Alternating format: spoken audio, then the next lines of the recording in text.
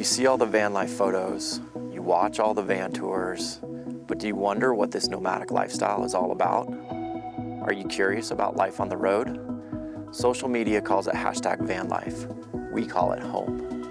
I'll ask 10 questions to get you the stories that you want to hear from the people who live, work, and travel and adventure in this nomadic lifestyle.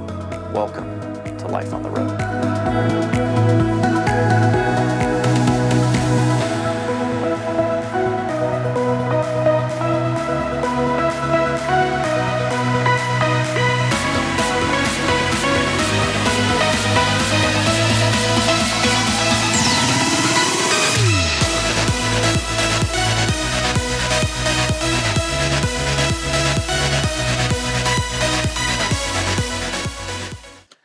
You ready? Good to go? Yeah, good to go. Let's rock and roll. Let's do it. Welcome to another episode of Life on the Road, where I ask 10 questions to get you the stories that you want to hear from his life on the road. Welcome, brother. It's really good to be here, Chad. Yeah, man, it's going to be fun. We are at the infamous Phil's Trailhead, or AKA Phil's KOA. Did you get a KOA sticker? Yeah, I got one. We got one. Yeah. It's perfect. We just finished Descend on Bend. We basically all have descended back on Bend. And yeah, there's 60 of our closest friends. Yeah, it's basically amazing. Parked right here. It's incredible. Yeah, it's actually pretty nice. The last few days have been pretty chill, pretty relaxed after 4 pretty full days of partying. Yes. So, yeah, it's been kind of nice to just like slow down a bit. Mm-hmm. So, I'm getting some work done, shooting a lot of episodes. So you're going to see a lot of Life on the Road episodes here at Phil's Trailhead, which is, I got all the nomads in one area, so I'm filming like a madman. It's actually quite nice. I don't have to travel. So yeah, as we always do on the show, please tell us who you are, how long you've been on the road, and where you're from. And then shamelessly promote yourself. I don't have any shameless promotions. Come on. I'm just here for a good time. No, I don't have social media at all. I love that. Hell yeah.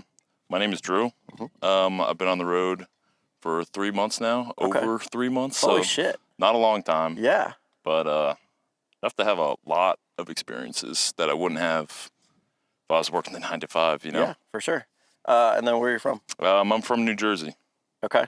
Born and raised? Born in Connecticut. Okay. So like true East Coaster? Grew up in New Jersey, yeah. Spent my whole life there. Right on. Rarely traveled. Yeah. You know, went to New England a lot, so. Okay.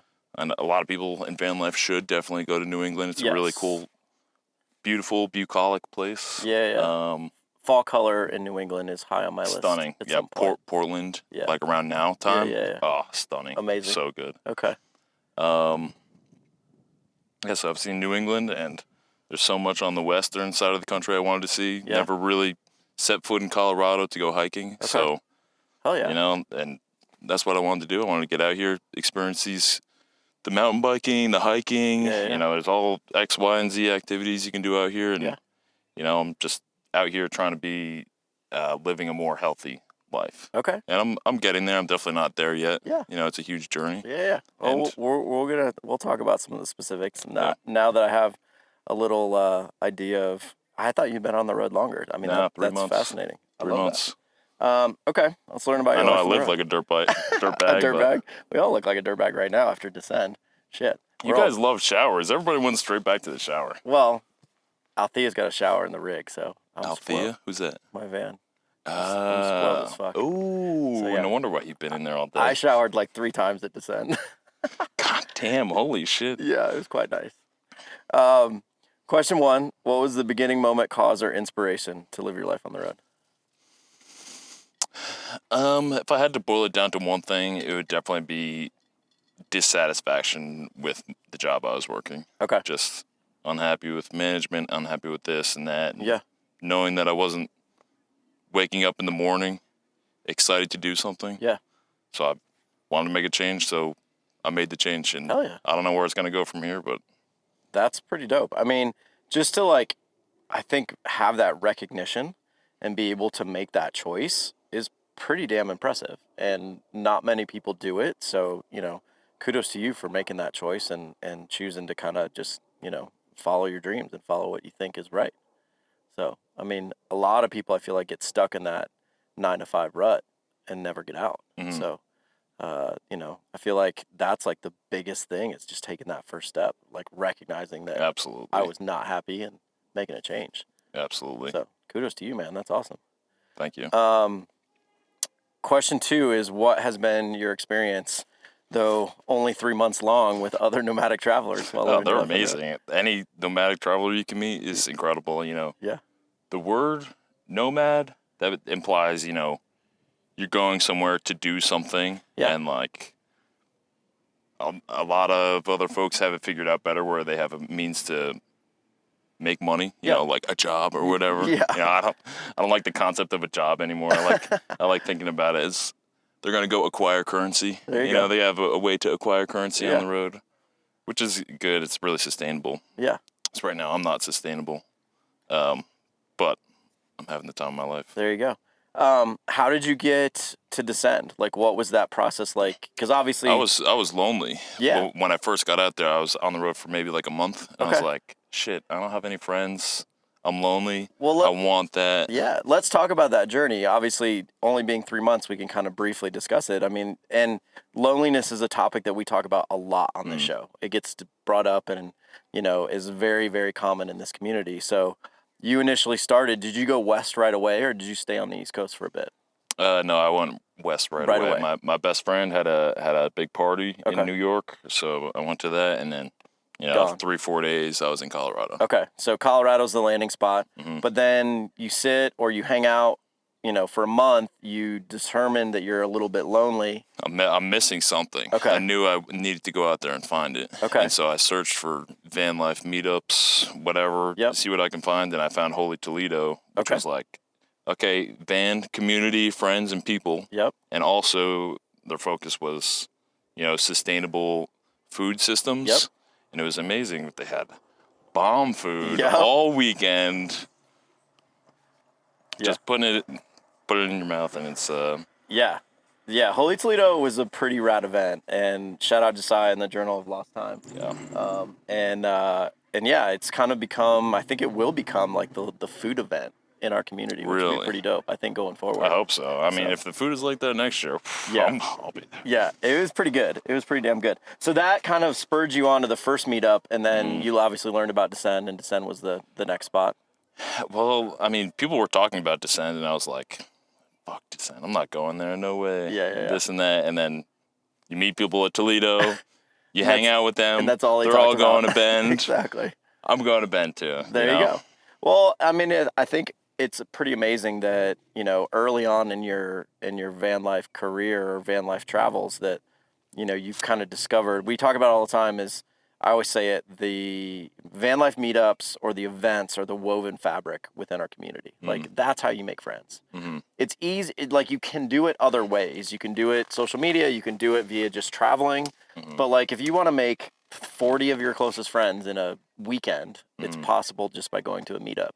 And then that slowly builds on each other. So I think it's pretty rad that, you discovered you were lonely and then searched out the community right away. Like, now I feel like, I'm not super entrenched in the community, but I'm getting there. You know, I know who you are. I have my friends. Yeah. No, there's a whole group that you've met here. Obviously at Toledo, you met a whole group, and then Descend is the same way. I mean, Descend's one of the biggest events of the year, and it's obviously a great place to just meet, fellow like-minded people. So yeah, it's pretty awesome. Question 3, what has been your biggest triumph and what has been your biggest failure living your life on the road? All right, triumph and failure. Let me think about this for a minute. You're gonna have to edit this out. There's no editing. I'm gonna space out. Zero editing. I'm gonna whatsoever. space out for a minute. Well, so we're gonna have like a quiet little pause here, as Drew thinks. Greatest triumph and greatest, was it defeat? Failure. Failure? Yeah. A failure. I mean, we just talked about the license plate here. Yeah, I mean, but my life hasn't been affected too much by it. Yeah. I mean, I smashed the window out, which I just fixed. That definitely comes to mind for how'd that happen? Why'd that come about? I was in. I really wanted to see Mount St. Helens and drive the way backwoods roads. Yep, I know which roads are back there. I've driven those. And so I was putting along, and I feel my front axle drop. Oh shoot! And I'm like I don't say anything when I'm driving, but I was like, fuck. And I couldn't hit the brakes in time to slow down enough, and my rear axle drops, and somehow this whole contraption, you know, shakes back and whips back up, and all I hear is shatter. Oh no. So that's brutal. Yeah, that was definitely a low point. Okay, I mean, not necessarily a failure, just kind of really shitty luck. I mean, it kind of shitty a failure. luck, but also like, did I have it rigged properly? Was it hooked up? Yeah. You know, this and that. Yeah. Good God, what in the hell? But I went to a junkyard 2 days ago. Yeah. Got a new window for $50. Screwed it back in. Sorry, and now we're good to go. While we're right here, I'm just laughing at this. Like, we're gonna film this real quick so people see what we're laughing at. This monstrosity of a U-Haul or a tow behind. We'll drop that in the video. It's huge. It's huge. It's ridiculous. It's like, at least 2 Sprinter vans? Yeah, for sure. Okay, so small little failure, but, you know, it's still, the bike's still here, so not total loss. Bike's still here. Yeah. All right, biggest triumph. I'll go with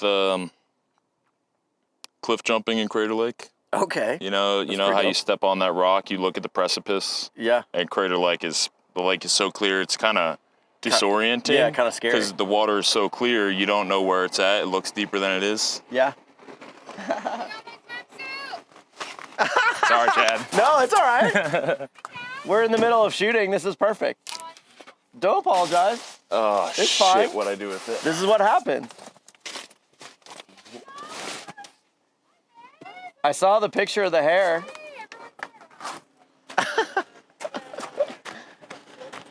He's returning a swimsuit that he rocked. I almost wore this in the river on Bend. Oh, almost. I thought about it. We're gonna drop some photos right here of said swimsuit. The hair looks great. It was a good look for Drew. Look at her. You just get it cut? Yeah. Oh shit! Hell yeah, rock star. And highlights, right? Yes. I love it.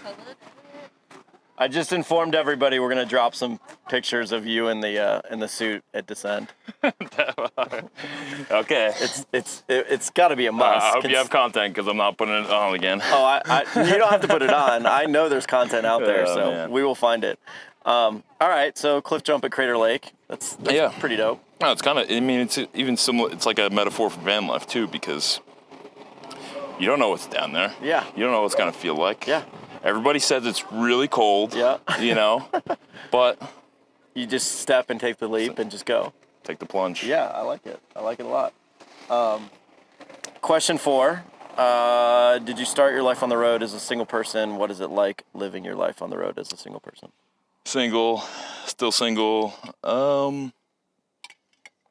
It's fine. It's really nice being an individual. Okay. And like only needing to answer to myself. Yeah. But I also know that I took on this journey wanting to have that personal, intimate, communication with myself. Yeah. And how do I be healthy? Okay. It's not quite ready for a intense relationship. Yeah. I still have some things I need to figure out. Okay.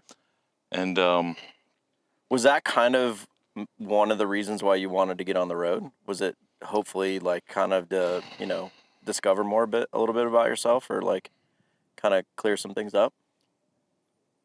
Yeah, to figure out how to be healthy. Okay. I wasn't healthy. Okay. In New Jersey. I was working my job. Sure, maybe physically I was fine. Yeah. But mentally I wasn't doing well. Okay. And I'm trying to put together all the pieces to where I can be someone in that growth mindset where I can be a better person every single day. Yeah, actually we just did an interview with Ava, and she spoke very similarly in that, like, the road has really helped her with her kind of mental health. Is that something that you can easily say as well? I will not at all say that van life or living in a van or in a vehicle would help anybody's mental health problems. Yeah. I don't think it's really helped. I know I'm going to have to go on a separate journey for that. Okay. Yeah, van life is hard. But it is better because I can do things like I can go out and hike at 8 a.m. Yes. Versus... Yeah. 6 o'clock when you're off the job or like, physically exhausted on the weekends. Exactly. I have more freedom to try and make healthy choices for myself. Okay, that's fair. Yeah, and that is obviously one of the huge benefits of living on the road, because we do get to these places that are truly beautiful, and just spending time in nature in general is a positive for your mental health. Absolutely. That definitely helps. Spending time in nature is a huge positive for mental health. Okay. And it's also crazy because living this lifestyle, it's like we're all leaving Descend. Where are you going? Where are you going? Oh, everybody's going to Phil's? Yeah. Cool. We're all going to Phil's. You don't have that opportunity in a normal job. Yeah. Or, normal stationary normal city. American lifestyle, whatever. Yeah, exactly. Well, I mean, it's definitely alternative out here, right? It is. We'll shout out my friend Blakely. She calls them carpet walkers. Carpet walkers. Yeah. Because they walk on the carpet in their house. Exactly. So anybody that lives in a stationary city or a house, they're dubbed carpet walkers. So, question 5: what's the best place, craziest place you've had sex during your life on the road?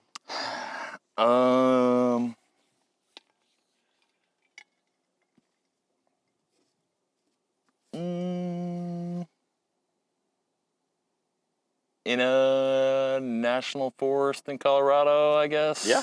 Nothing crazy. It's a good spot. What national forest? I don't know. What city were you I know which mountain I was on, but I don't want to say. Okay. All right. That's fair. Okay. We'll keep it general. We're not trying to call anybody out. It was south of Glenwood. Oh, south of Glenwood Springs. South of Glenwood Springs in Colorado. All right. Carbondale-ish area. Yep. I know exactly. Just go down the road in Carbondale. Yep. Up that mountain over there. Yep. That one. I know the pass very well, so I won't say it. But yeah, I know exactly what you're talking about. I've driven that road a million times. So that mountain is sacred. Yes. I don't want to desecrate it. One of my photography clients lives on that mountain, so I drive that. Really? I drive that all the time. It's beautiful up there. It's gorgeous. Beautiful. I love that pass. That pass is stunning. I didn't realize it went through. Oh yeah, all the way to Paonia. Yeah. That was the first time I fishtailed in this thing. I was like, oh my God, that feels terrible. That road, were you in the winter?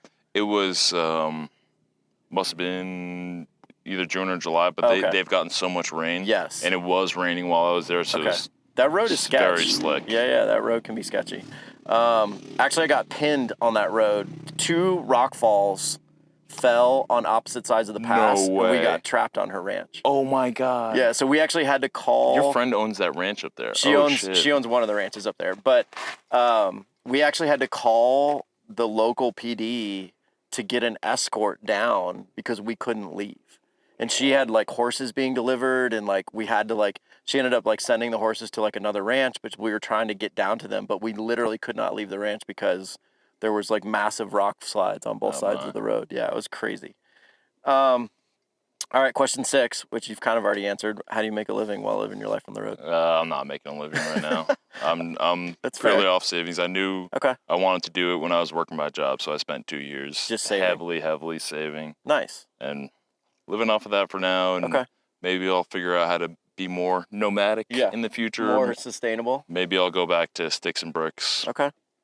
So not quite sure yet. Okay, so you haven't really kind of devised a plan long term. You're really just kind of focused on current what's going on today. I can do this right now, and I'm gonna do it. Okay. Because I know this makes me happier. Do you have kind of a time frame? Like, do you kind of think financially you can last like a year or 2 years? In my head, I was about 2 years is what I was shooting for. Sweet. And I think I'm gonna make it to that mark. Okay, cool, nice. I love that.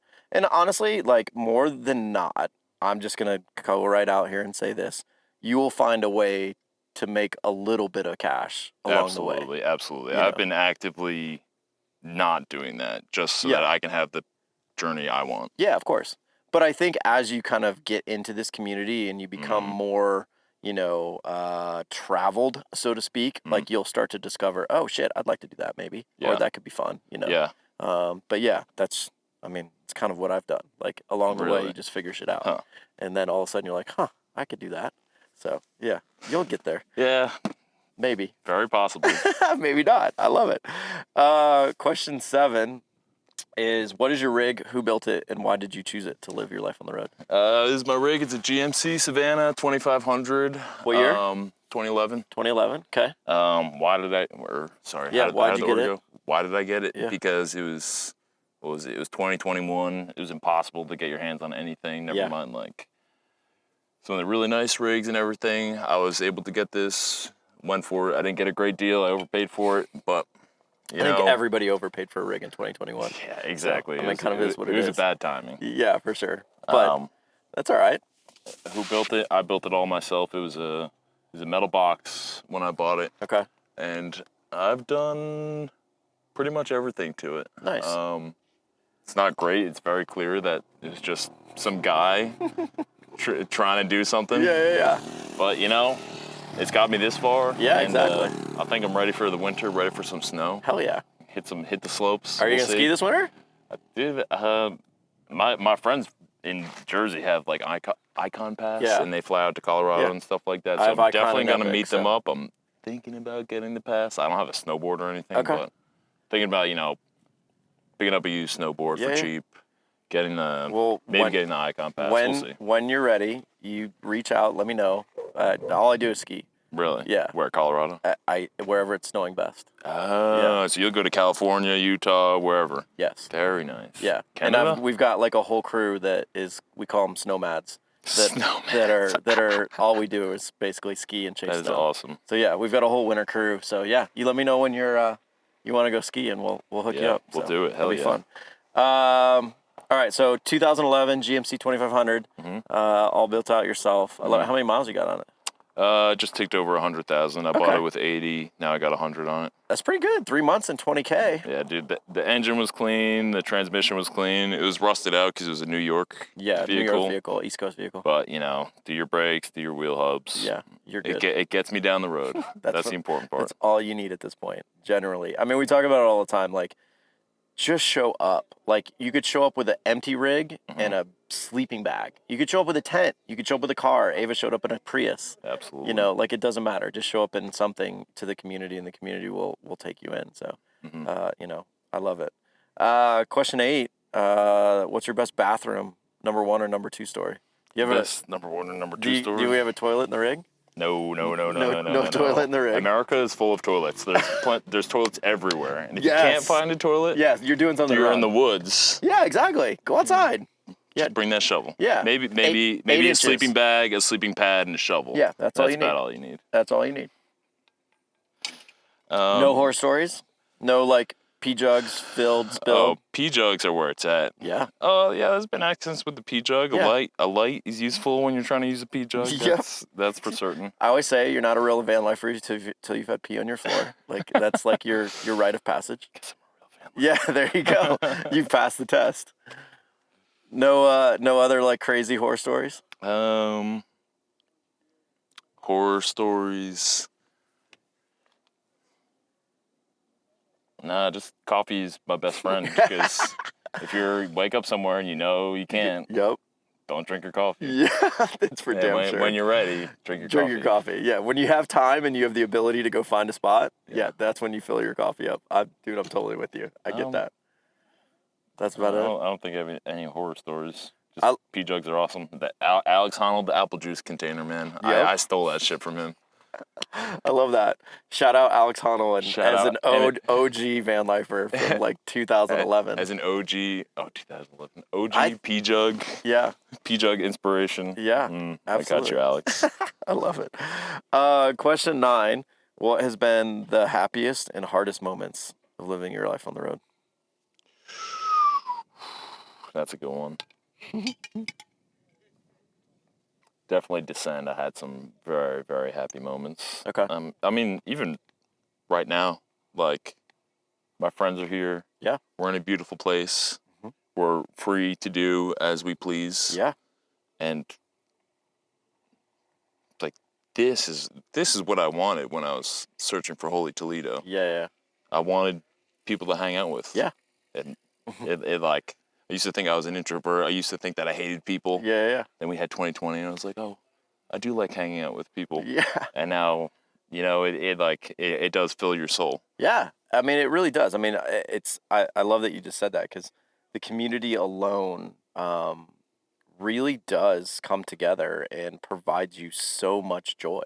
Like just meeting other people that, are like-minded, have similar desires to do what you're doing or what you want to do. You usually skip by all the bullshit, get to know somebody really well. and very quickly. And yeah, it is the community is really quite special, at the end of the day. So definitely, because we are all like-minded. Yeah, we exactly. don't have to skip through like, oh, you live in a van? How do you do this? Where do you do that? Yeah, It's we all have those experiences. We already know that we've made the same decisions to get where we are. Yeah. And we can, like you said, cut through a lot of the bullshit. Yeah, and get to know each other. Like that is actually one of the most, I think, beneficial things to living on the road and being a part of this community is you really get to know somebody really, really well, and you become friends, quickly, and those friendships just continue to build, the longer you're on the road. You may go apart for like 3-4 months, but you're always going to keep in touch and come back together, and then it's like you pick up right where you left off. It's pretty awesome. I mean, I'm sure you had that at Toledo, and then you met somebody. You saw the same person, at Descent, and it was like exactly. You picked up right where you left off. So pretty rad. My little monitor just shut off. I just want to make sure we're still filming. Perfect. I'm gonna grab the beer. Oh, perfect. Yeah, we're good. We're good. You need it? You want a beer? I'm good. I'm good. Actually, yeah, I'll have a beer. Yeah, a Ranier? That works. It's been my biggest fear is, like, I've had so many episodes where, like, it's shut off, like, mid No way. Yeah. And you're like, you had a great conversation. Yep. It's happened. Josiah Rowe. Shout out Josiah. We talked for like an hour and a half, and we recorded like 1 minute and 30 seconds. And yeah, unfortunately, that was gone. 90 seconds, 90 minutes. Yeah. What's the difference? Last question. Or no, actually, what's been then the hardest of living your life on the road? The hardest thing about living life on the road is that there's no one to blame but yourself. I built this monstrosity. Yeah. Now I have to live in it. And if I want my life to improve, I need to sit down, make plans, cut the wood, and do all this and that if I want it to be different. Yeah, I like that.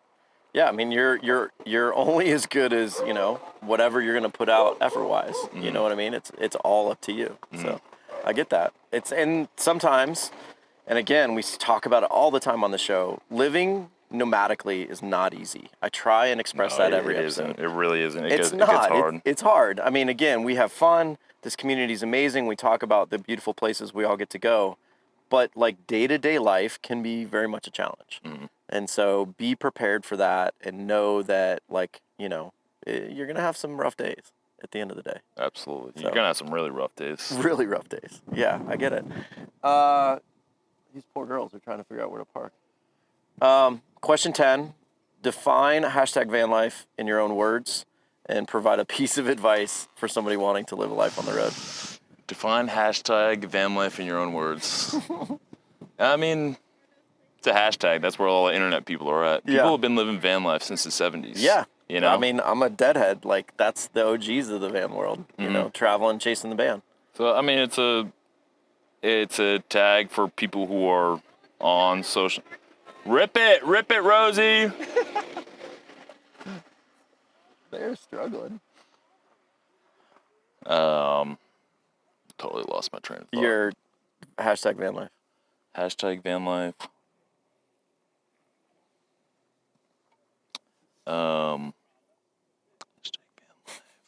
Oh yeah, it's the intersection of people who are on social media, who are on Instagram, whatever. Yeah. And are doing the van life. Yeah. So you're only seeing one section. Yeah. And a lot of times people try to monetize it, right? Yes.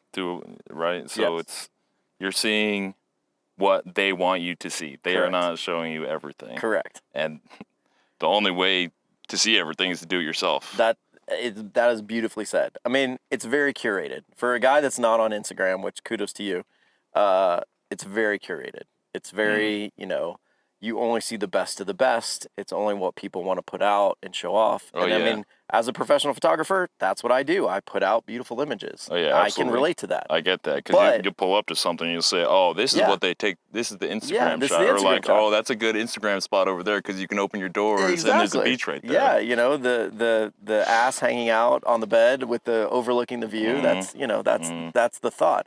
But that's not our real life. Mm-hmm. Like, at the end of the day.